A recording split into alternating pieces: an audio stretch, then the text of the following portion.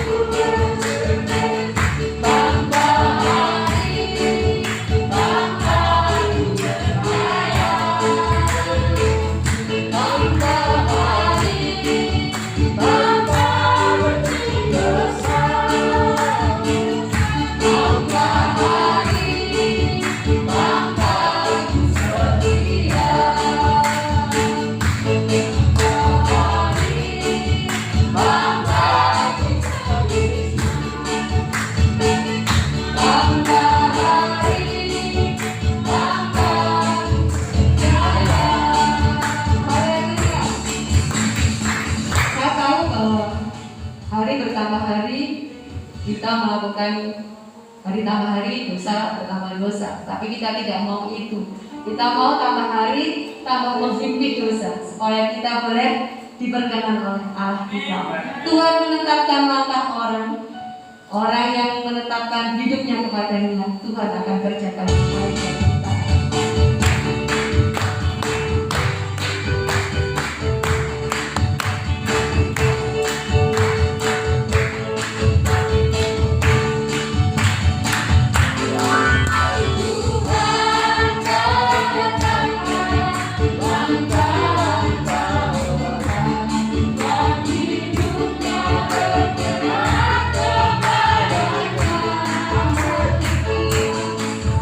Bye.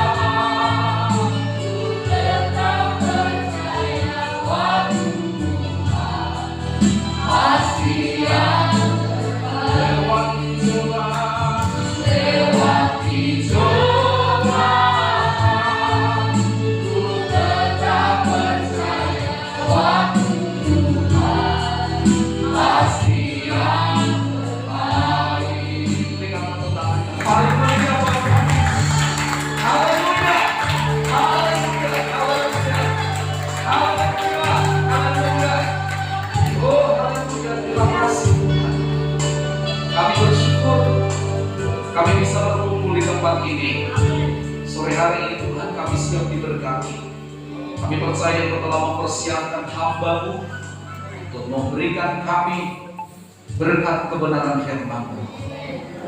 Biarlah Tuhan Engkau urapi hamba-Mu, urapi kami semua, supaya telinga kami, mata kami, pikiran kami, perasaan kami terarah hanya kepada Tuhan saja. Dan firman-Mu masuk dalam hati kami, bertumbuh berbuah untuk hormat kemuliaan kebesaran nama-Mu. Sepenuhnya kami percaya hamba-Mu ada dalam kendali Tuhan. Kami siap diberkati Tuhan oleh firman-Mu.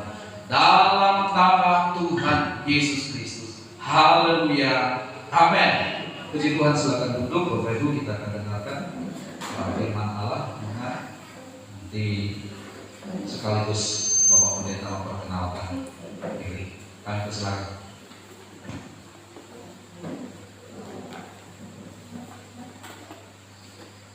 Shalom. Haleluya. Puji Tuhan. Haleluya. Puji Tuhan. Salam sejahtera di dalam kasih Tuhan kita Yesus Kristus. Bersyukur kepada Tuhan oleh karena kasih Tuhan, oleh karena rahmat Tuhan, kita semua boleh ada sampai pada saat malam hari ini. Puji Tuhan, terima kasih sebelumnya kepada Tuhan Yesus tentunya yang sudah mempercayakan saya melalui hamba-Nya, melalui Bapak dan Ibu Gembala di tempat ini. Tuhan Yesus kiranya memberkati kita semua. Amin. Puji Tuhan. Saya beberapa hari yang lalu diminta oleh Bapak Gembala untuk menyampaikan firman Tuhan. Katanya judulnya tentang antikris. Pernah dengar tentang antikris? Pernah ya? Antikris. Saya sejak kecil mendengar kata ini, kata antikris. Nah, tetapi Bapak Ibu saudara yang dikasihi oleh Tuhan, ketika saya mendengar tentang kata antikris, dalam pemikiran saya itu adalah sesuatu yang sangat menakutkan. Itu adalah sesuatu yang sangat mengerikan. Tetapi yang pasti begini, berita tentang akhir zaman adalah satu berita yang bukan saja hanya menyebabkan kita menjadi orang percaya yang takut, orang percaya yang khawatir, tetapi justru berita tentang akhir zaman, salah satunya adalah antikris, itu akan membuat kita semakin kuat, akan membuat kita semakin semangat, untuk membuat kita semakin menjadi anak Tuhan yang kuat di akhir zaman. Amin. Puji Tuhan.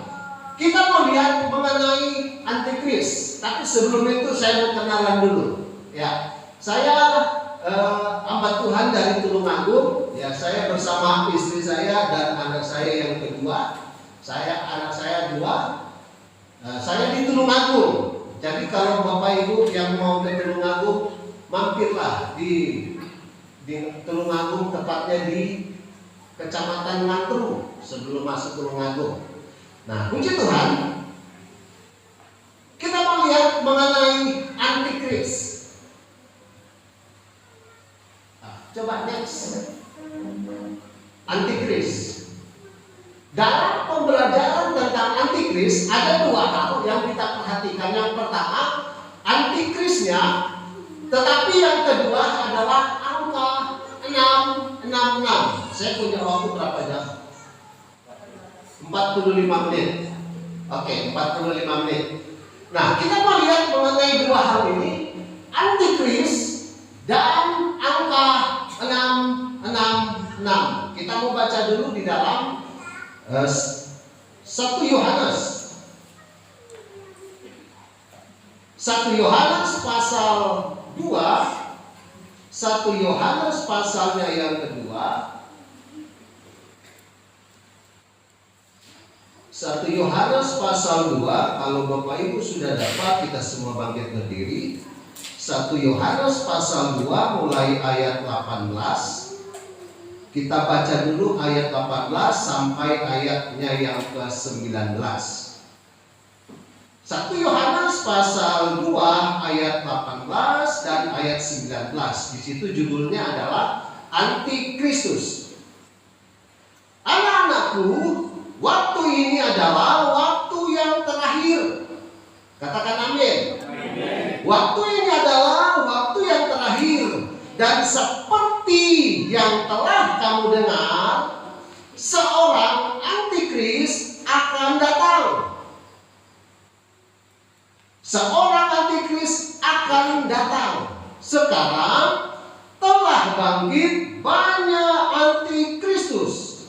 Itulah tandanya bahwa waktu ini benar-benar adalah waktu yang terakhir. Katakan amin. Waktu ini adalah waktu terakhir. Silakan dulu. Waktu ini adalah waktu terakhir, atau biasa kita dengar mau menjelang akhir dari akhir zaman. Nah, salah satu yang akan kita lihat di akhir zaman adalah tentang antikristus. Ayat yang kita baca, saya akan ulangi lagi. Hai anak-anakku, waktu ini adalah waktu terakhir. Dan seperti yang telah kamu dengar, seorang antikristus akan datang. Satu orang. Seorang antikris akan datang. Ini sudah datang apa belum? Akan berarti belum ya. Nanti akan datang. Ini kata firman Tuhan. Nanti di akhir zaman ada seorang antikris akan datang. Saya tidak tahu datangnya di Kediri atau di mana. Yang pasti dia akan datang seorang. Next. Kita mau lihat dulu mengenai kata anti, ya, antikristus. Kata anti. Anti itu berarti melawan. Yang kedua, anti itu berarti menggantikan posisi. Nah, antikristus berarti ada satu orang yang akan datang. Pertama yang dia lakukan adalah dia mau melawan Kristus. Yang kedua, dia mau gantikan posisi Kristus. Ngeri ini antikris. Sudah melawan, mau jadi sama seperti Kristus. Ini satu orang. Di akhir zaman akan datang.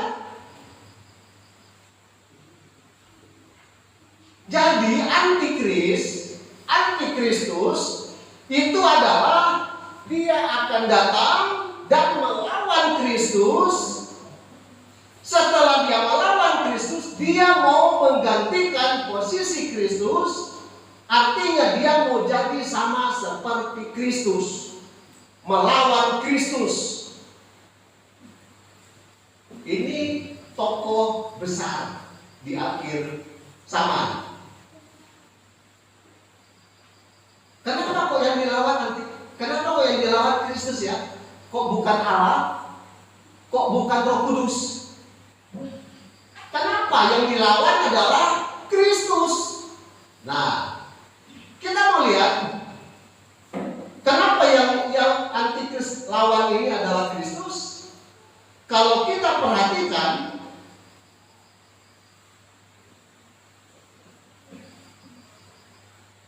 next. Mengapa Kristus yang dilawan? Yang pertama, kata Kristus itu dalam bahasa Yunani itu memakai kata Kristos, yang berarti Yesus itu diurapi. Yang kedua, arti Kristus dalam bahasa Ibrani, Mesia atau Mesaya, sama juga artinya yang diurapi.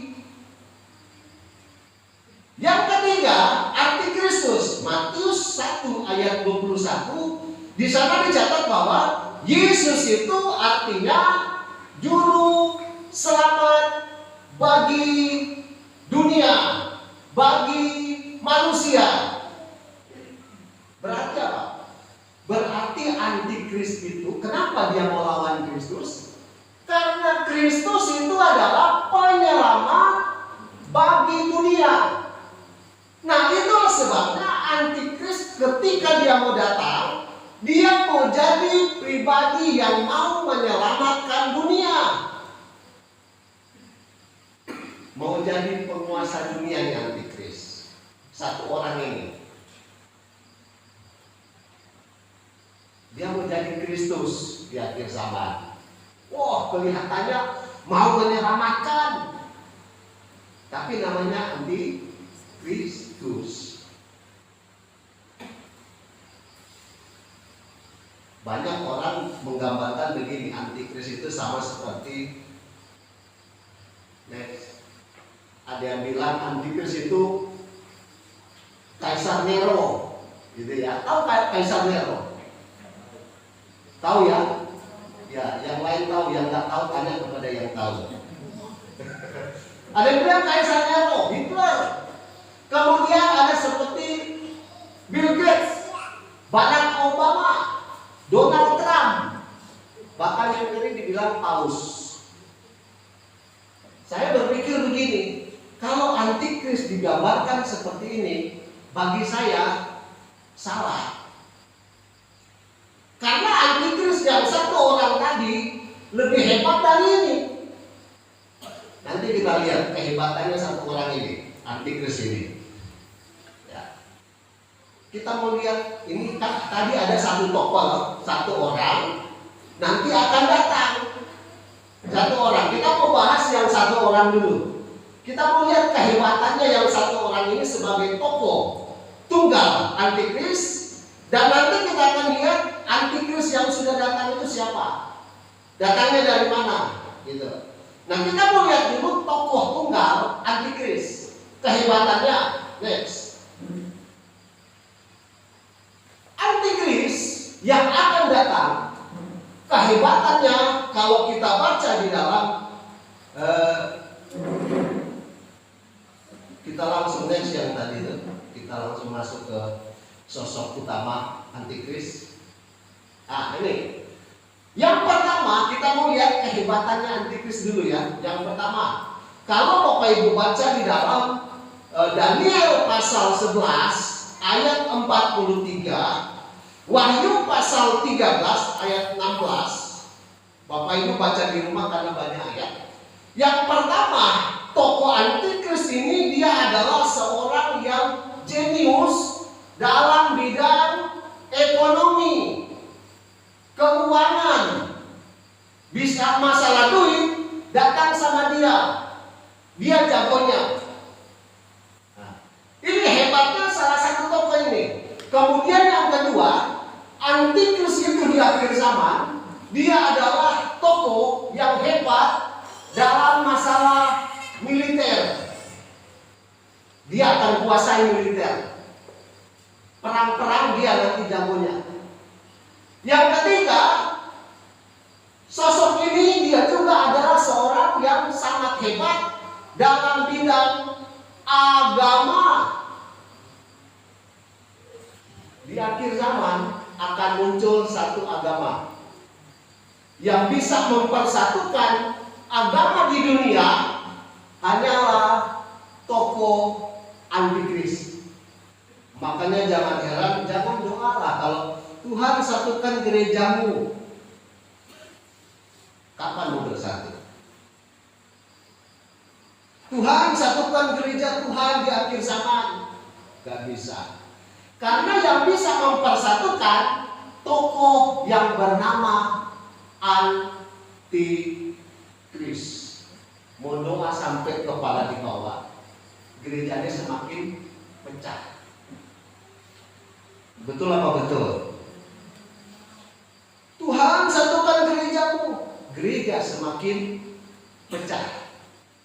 Tuhan izinkan untuk gereja pecah, untuk banyak gereja. Karena nanti di akhir zaman akan muncul sosok yang namanya antikris yang akan mempersatukan gereja, bukan hanya gereja, tetapi agama. Agama di dunia disatukan. sudah nggak ada Kristen, sudah nggak ada agama lain, semua jadi satu pengikutnya bernama Antikris. Kemudian selanjutnya, next, kita melihat sosok Antikris yang sekarang. Kan Alkitab tadi bilang bahwa nanti di akhir zaman akan ada satu orang yang akan muncul, tetapi sekarang sudah muncul. Rasul Yohanes mengatakan sekarang sudah muncul. Kapan sekarangnya? Sekarang itu pada saat Rasul Yohanes menulis surat ini, sekitar 2000 tahun yang lalu. Berarti 2000 tahun yang lalu sosok Antikris itu sudah ada. Bapak Ibu, Antikris datang dari mana? Ada yang tanya begini, Pak, pasti Antikris itu di luar anak Tuhan. Pasti Antikris itu orangnya jahat. Betul. Tetapi perhatikan ayat yang kita baca. Coba kita lihat ayat-ayat selanjutnya di dalam 1 Yohanes tadi. 1 Yohanes mengatakan begini. Dan seperti yang telah kamu dengar, seorang Antikristus akan datang. Sekarang telah bangkit banyak Antikris. Wah, sekarang udah banyak. Munculnya dari mana Antikris? Dari dalam gereja. Tapi di sini nggak ada.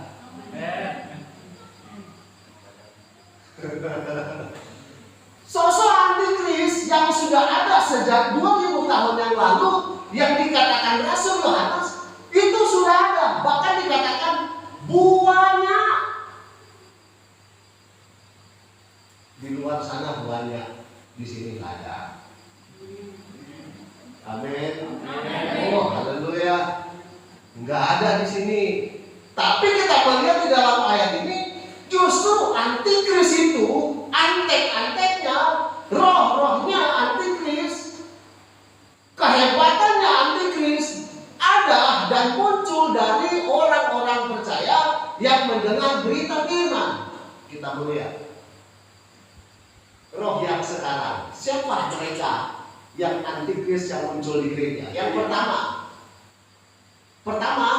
firman Tuhan katakan tadi, kalau kita perhatikan ayat selanjutnya, di dalam ayatnya yang ke-19. Memang mereka berasal dari antara kita. Antikris, roh Antikris muncul ada di antara orang-orang percaya. Tetapi Bapak Ibu baca, mereka tidak sungguh-sungguh termasuk pada kita. Pertama, roh Antikris yang sudah ada itu adalah mereka yang tidak sungguh-sungguh termasuk pada kita. Kalau saya bilang begini, kita yang termasuk sungguh-sungguh pada saat ini berarti termasuk kita semua, toh? Berarti kalau saya bilang kita yang termasuk, berarti kalau ada jemaat pemulihan yang tidak hadir, mereka termasuk nggak? Kalau hari ini saya katakan melalui firman Tuhan, mereka tidak sungguh-sungguh termasuk pada kita. Waktu Rasul Yohanes ngomong, mereka yang berkumpul tidak sungguh-sungguh terkumpul, tergabung di dalam kelompok itu. Kalau saya ngomong bahwa mereka yang tidak sungguh-sungguh tidak berkumpul bersama-sama kita, ya walaupun jemaat pemulihan, tapi kalau nggak kumpul hari ini ya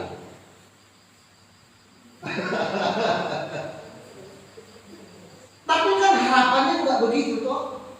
Harapannya tidak begitu. Jadi jangan melihat sama-sama saling kumpul. Wah, setiap hari Minggu semangat ibadah, setiap hari Rabu semangat ikut mendengar firman Tuhan. Kumpul walaupun mereka sama-sama terkumpul, tapi mungkin ada di antara mereka yang kurang sungguh-sungguh. Perlu gak sungguh-sungguh dari Gusti? Perlu apa perlu? Perlu banget. Wah, sungguh-sungguh ikut Tuhan, sungguh-sungguh dari Gusti, itu sangat perlu. Tuhan Yesus saja dia mengorbankan dirinya itu sungguh-sungguh sampai mati. Kita sungguh-sungguhnya kita nggak sampai mati. Hujan dikit kita bilang, waduh, hilang sungguh-sungguhnya. Pak Pendeta, hujan. Kenapa tidak ibadah? Waduh, saya sakit. Ikut Tuhan jangan banyak alasan. Sebab begini, ada jemaat di tempat saya melayani begini, dia jujur, sangat jujur. Jadi kalau dia tidak datang ibadah, ketika ditanya kenapa tidak ibadah, enggak, gini saya dengan suami berantem, itu jujur. Alasannya benar toh. Tapi kalau alasannya di rumah udah berantem, terus bilang lagi alasannya lain, berarti alasannya. Ketika ditanya kenapa gereja, malas om, jujur, bagus. Jangan kalau udah malas terus cari-cari alasan yang lain. Itu berarti apa? Dosanya double. Bilang malas ya, yang mau aja malas, ya Pak Pendeta. Lagi malas om, nggak apa-apa, jujur. Ada anak-anak Tuhan yang sama-sama tergabung dalam satu persekutuan, tetapi ada di antara mereka yang kedapatan tidak sungguh-sungguh. Tetapi malam hari ini semua yang hadir sungguh-sungguh. Semua yang ikut Tuhan dari Gusti sungguh-sungguh. Kemudian yang kedua dikatakan mereka di dalam kehidupannya sehari-hari hidup di dalam dusta. Coba kita baca ayatnya. Ayat selanjutnya, ayatnya yang ke 19. Memang mereka berasal dari antara kita, tapi mereka tidak sungguh-sungguh termasuk pada kita. Sebab jika mereka sungguh-sungguh termasuk pada kita, mereka niscaya mereka tetap bersama-sama dengan kita. Tetapi hal itu terjadi supaya menjadi nyata bahwa tidak semua mereka sungguh-sungguh termasuk pada kita.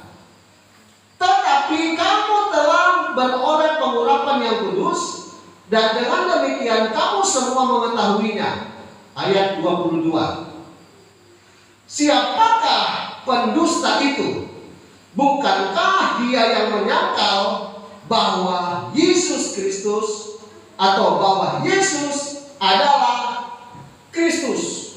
Saudara, di akhir zaman akan muncul anak-anak Tuhan yang tadinya semangat, yang tadinya sungguh-sungguh ikut Tuhan, yang tadinya setia percaya bahwa Yesus yang sudah menyelamatkan, Kristus yang sudah menolong dia dalam kehidupan sehari-hari, tetapi akhir hidupnya dia akan menjadi pendusta. Dustanya kenapa? Dia nggak percaya lagi bahwa Yesus itu adalah Kristus. Yesus itu adalah Tuhan. Tapi malam ini, apapun keadaan kita, apapun keberadaan kita, Yesus Kristus tetap Tuhan. Amin. Yesus Kristus tetaplah Tuhan. Tidak bisa digantikan dalam hidup ini. Untuk apa kita dari Gusti ikut Tuhan sudah lama bertahun-tahun, dan pada akhir hidup kita berkata dan kita menyangkali bahwa Yesus Kristus adalah Tuhan. Dia mati untuk kita. Dia mati untuk menyelamatkan kita. Tetaplah setia ikut Tuhan. Yang ketiga, ayat yang kita baca tadi dikatakan begini. Orang-orang yang disebut antikris saat ini itu adalah mereka yang tidak percaya bahwa Yesus itu diurapi. Pertama nggak sungguh-sungguh, kedua, suka bohong. Yang ketiga, tidak percaya bahwa Yesus Kristus itu diurapi. Kira-kira Tuhan Yesus marah nggak yang begini? Padahal dari awal kita sudah lihat Yesus itu diurapi. Amin. Mosok antikris saja pengen jadi seperti Yesus. Lah terus kalau kita mau pengen jadi seperti apa? Halo? Antikris ingin jadi sama seperti Kristus. Kita pengen jadi seperti apa? Yesus. Tujuannya bodoh orang. Antikris ingin jadi sama seperti Yesus. Lah kita anak-anak Tuhan juga sama, ingin jadi seperti Kristus. Tetapi bedanya adalah antikris, dia mau jadi sama seperti Kristus, dia mau lawan Kristus, bahkan mau jadi penyelamat bagi dunia. Kalau kita kan tidak, kita ingin jadi seperti Yesus dalam karakter Kristus. Ku mau sepertimu, Yesus, disempurnakan selalu. Kita hidup ingin jadi sama seperti Kristus dalam kesempurnaan karakternya Kristus. Tapi kalau antikris lain, dia mau lawan Kristus. Kalau kita tidak, jangan lawan Kristus. Amin. Kalau lawan Kristus berarti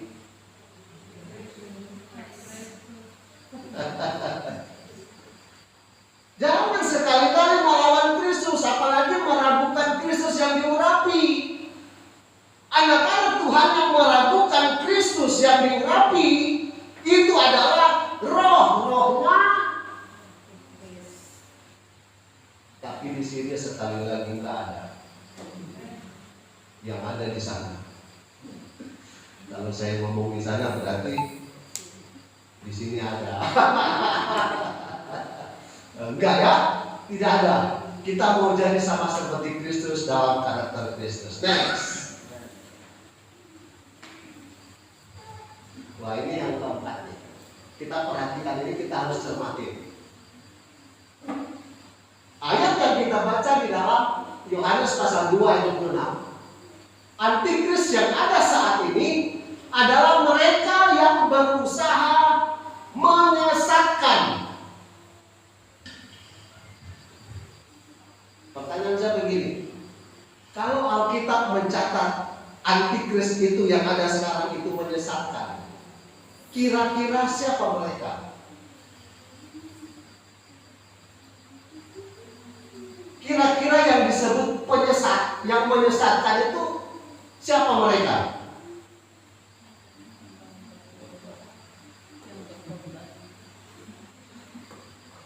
Bapak Gembala bilang pokok. Saya setuju. Jadi Bapak Ibu kalau lihat siapa yang berdiri di depan mimbar, yang pasti bukan Bapak Gembala saudara. Yang menjadi penyesat di akhir zaman itu adalah orang-orang yang pasti tahu firman, terus mereka yang berkhotbah. Karena salah satu kehebatan antikris di akhir zaman itu adalah mereka yang pintar ngomong. Dan mereka memang Tuhan katakan berdiri di depan mimbar. Hamba-hamba Tuhan bisa jadi, bukan kita ya Pak. Mereka para pemerintah, mereka menyesatkan banyak orang.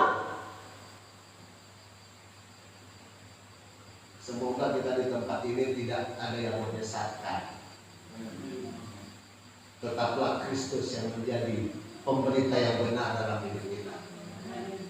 Matius pasal 24 ayat 15, antikris itu berdiri di tempat kudus Tuhan. Kalau di tempat kudus Tuhan berarti di mana? Di mimbar kok. Yang kedua, mereka itu banyak mengadakan mujizat. Bapak Ibu pengen mujizat?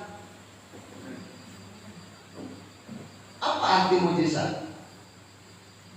Mujizat mujizat itu bukan sekedar sakit flu, sakit kepala, berdoa Tuhan sembuhkan sakit kepala saya, sembuh. Terus kita bilang mujizat. Mujizat itu bukan sekedar kita sembuh dari penyakit berat. Mujizat itu bukan sekedar kita mengalami sesuatu yang hebat, yang sekarang punya motor, besok punya mobil. Jangan bilang itu mujizat. Mujizat itu adalah sesuatu yang dilakukan Tuhan di luar nalar pikiran. Tiba-tiba Bapak Ibu sudah di surga, itu mujizat. Ya toh? Itu baru mujizat. Nah, sakit kepala terus Bapak Ibu berdiri di depan. Bapak Ibu, saya mau bersaksi tentang mujizat Tuhan. Sakitnya apa ya kira-kira? Ternyata hanya sakit kepala. Itu bukan mujizat. Ya puji Tuhan, semua orang mengalami. Kalau sembuh dari COVID, bilang mujizat. Ya enggak juga. Yang mujizat itu adalah ketika kita percaya Yesus Kristus dan kita diselamatkan. Itu mujizat. Tanpa kita melakukan sesuatu, karena itu dikerjakan langsung oleh Yesus, itu baru namanya mujizat. Berarti begini, di akhir zaman antikris akan banyak melakukan mujizat. Dan mujizat itu kebanyakan yang dilakukan adalah mujizatnya palsu. Kenapa? Karena ternyata setan pun bisa melakukan mujizat. Setan bisa. Coba ke Gunung Kawi. Pengen kaya. Di sini ada gunung apa? Mau kaya ke Gunung Kerut. Terus mau apa lagi? Mau sembuh dari sakit ke orang pintar siapa?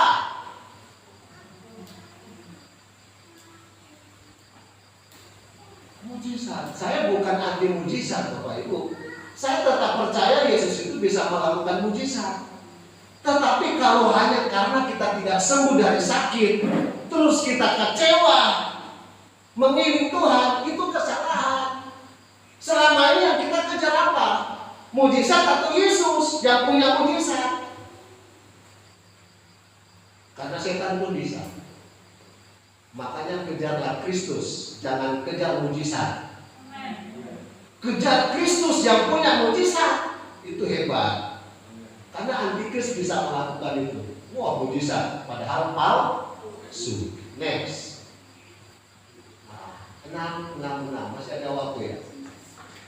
Nah, kita mau lihat angka 666. Ada kan di Alkitab toh?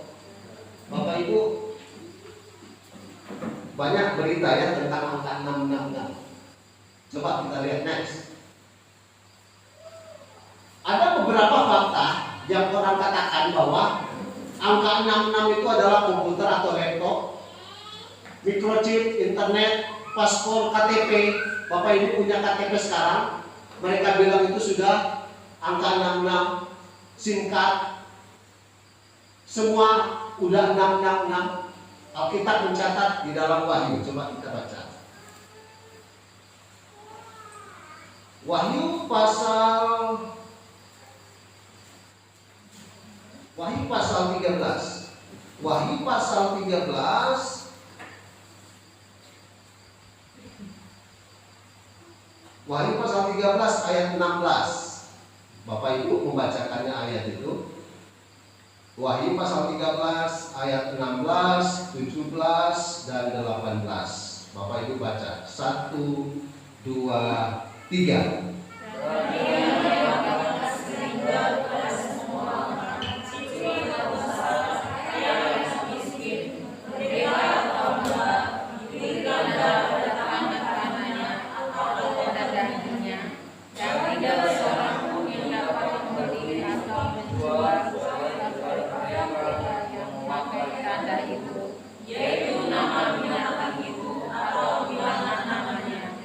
Yang penting di sini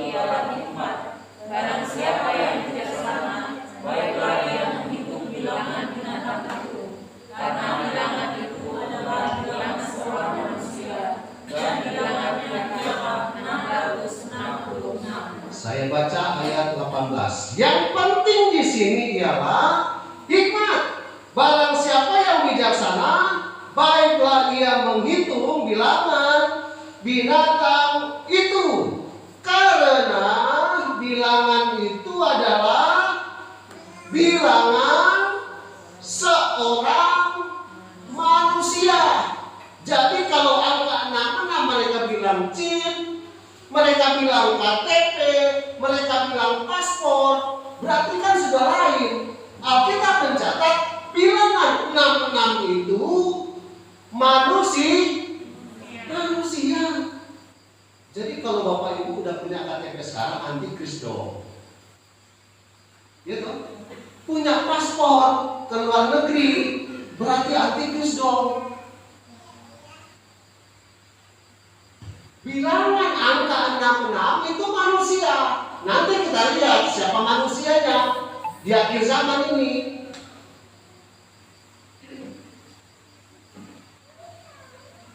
Jadi ini sebenarnya kalau bahasa dalam pelajaran ya, sebagai dosen ya, kalau saya melihatnya gini, angka manusia itu simbol. Makanya Rasul Yohanes bilang, yang penting di sini bijaksananya. Lihatlah binatang itu, dia manusia. Bukan simbolnya SIM card, bukan simbolnya EKTP, apalagi yang corona kemarin. Banyak yang gak mau suntik karena dibilang itu antikris. Bodohnya, sekarang orang-orang yang takut sama suntik corona, pengen suntik. Jadi suntik corona itu bukan antikris. Yang disebut angka 66 siapa tadi? Angka manusia. Nanti kita lihat siapa manusianya. Ulangan pasal 6 ayatnya yang ke 4 sampai 9. Perhatikan angka 66 tadi di dalam Wahyu ditaruh di mana? Di dahi sama di tangan. Coba Bapak Ibu cek ada nggak angka ini di dahi sama di tangan. Kalau ada berarti dia antikris. Saya lihat nggak ada nih, nggak ada. Kalau kita baca Ulangan pasal 6 ayat 4 sampai 9, ini adalah merupakan sema bagi orang Israel. Ini adalah bacaan yang harus dibaca oleh orang Israel, di mana dikatakan bahwa firman itu ditaruh di mana? Di dahi, dicatat di dahi. Firman itu dituliskan di tangan. Kalau Bapak Ibu sampai hari ini ikut Tuhan, ditulisin ayat di jidat sama di tangan, kira-kira berapa ayat di jidatnya? Tempel, teng di tangan, teng. Orang-orang akan lihat, ini udah gila apa enggak nih? Di sini ayat semua. Lagi simbol nih, kita mau lihat hubungannya sama angka 66 tadi. Next. Langsung saja, next. Kita mau lihat angka 66 di Alkitab. Dalam 1 Raja-Raja pasal 10 ayat 14. Saya tidak membaca, Bapak Ibu baca di rumah. Kalau kita melihat di Raja-Raja, ini adalah Raja Salomo. Ketika dia menjadi raja, maka dalam 1 tahun Salomo itu mendapatkan 34 kilo. Berapa di Alkitab mencatat? 666 talenta emas. Saya coba hitung-hitung nih. 66 talenta emas. 1 talenta itu 34 kilo. Berarti kalau 666 berarti ada 23.000 kilo emas. Kalau 1 kilo, 1 gram ya, Kalau 1 kilo itu 1000 gram. 1 kilogram, 1 gram berapa sekarang emas? 700, katakanlah begitu, kurang lebih. 23.000 kilogram sama dengan 23 juta gram. Hitung kalau nggak mumet.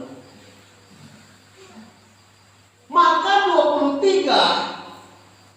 23 juta gram dikali 700.000 1 gram, jumlahnya 16 triliun yang didapat oleh Raja Salomo. Belum dengan yang lain-lain, kayu, kuda. Banyak sekali yang didapatkan Raja Salomo setiap tahun. Tapi kita hitung ini aja. Nah, pertanyaannya begini. 666 talenta. Dalam Alkitab yang tercatat 666 hanya ada di dalam 1 Raja-Raja pasal 10 ayat 14 dan di dalam Wahyu tadi. Selain itu nggak ada.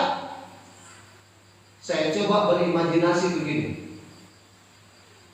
Raja Salomo waktu dia belum jadi raja, awal dia jadi raja, Tuhan bilang, Salomo, kamu mau apa? Salomo bilang apa? Tuhan, saya nggak mau kekayaan, saya nggak mau duit, saya nggak mau emas, saya cuma mau minta hikmat. Tuhan kasih hikmat. Tapi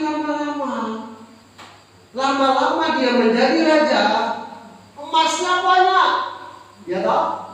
Kekayaan lain banyak, termasuk istri banyak.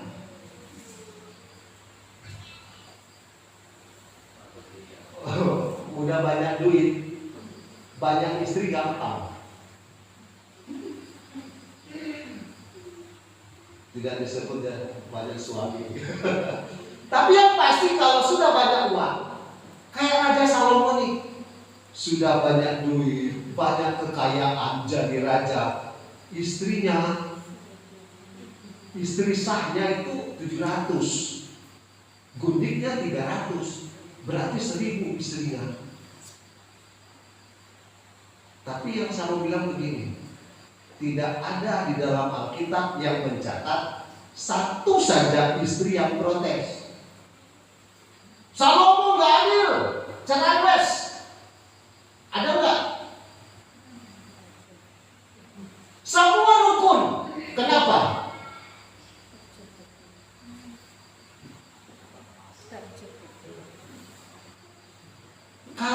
Kalau istri 5, duitnya banyak, wes to aman. Kalau istri 5, duitnya sedikit, geger terus, ditinggalin terus. Punya banyak duit, istrinya 1000, aman. Bapak Ibu jangan, bapak khususnya jangan bercita-cita ya.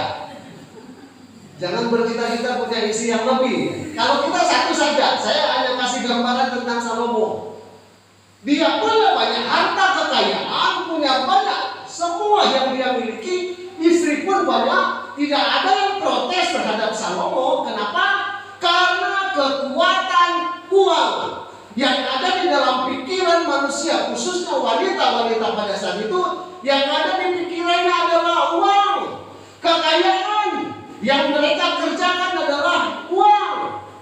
Itulah sebabnya ayat yang kita baca tadi, kenapa 66 itu dijidat?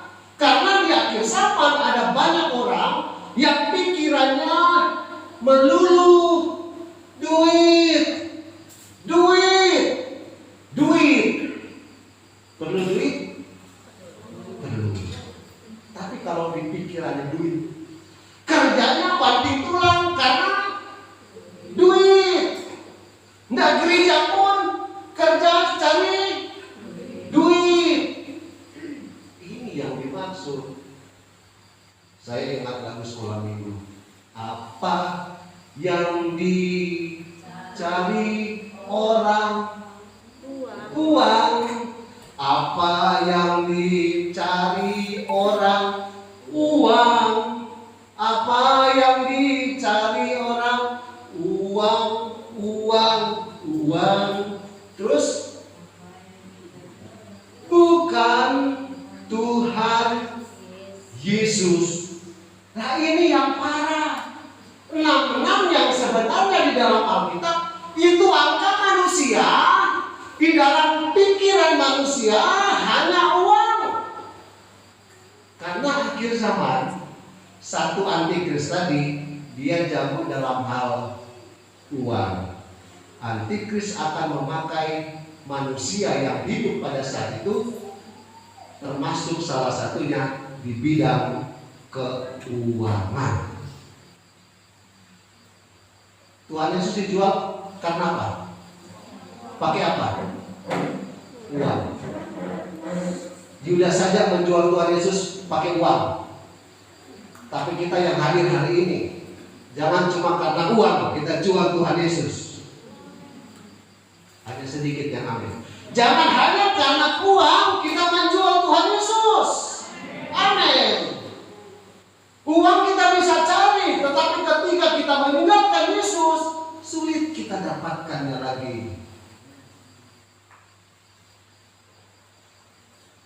Semoga memahami apa yang saya sampaikan mengenai antikris. Di akhir zaman, yuk kita tetap selalu berpaut hanya kepada Kristus. Semua kekayaan dunia ini akan binasa. Kalau kita mati, di peti kita nggak ada uang. Apa ada yang bawa uang? Di peti kita nggak ada, kita bawa emas. Nanti kalau Bapak Ibu kasihkan emas, orang-orang akan gali kuburnya, ambil emasnya. Kita nggak akan bawa yang itu.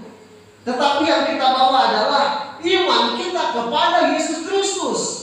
Itu kita akan bawa sampai kepada akhir zaman, sampai Tuhan Yesus datang pada kali yang kedua. Puji Tuhan. Tetap kuat di akhir zaman. Amin. Banyak tantangan untuk kita bisa menjual Tuhan Yesus pakai uang. Banyak tantangan untuk kita berusaha mencari uang, tetapi kita bisa mengharapkan banyak cara untuk kita melupakan Yesus. Banyak hal. Tetapi sekali lagi, sekali Yesus, tetap Yesus. Tuhan Yesus memberkati kita semua. Kita tundukkan kepala. Tuhan Yesus, kami memuji kebesaran-Mu. Engkau Allah yang dahsyat, Engkau Allah yang luar biasa. Materaikan firman di hati kami. Jadikan firman ini pedoman untuk kami anak-anak Tuhan yang ada di jemaat pemulihan ini, untuk tetap semakin setia kepada Yesus, untuk kami semakin kuat di dalam Kristus. Walaupun banyak tantangan, banyak halangan yang harus kami lewati, tetapi kami yakin kalau Kristus ada bersama-sama kami akan menjadi umat-umat pemenang di akhir zaman ini. Terima kasih Bapa, terima kasih. Kami bersyukur kepadamu. Dalam nama Yesus kami berdoa. Haleluya. Amin.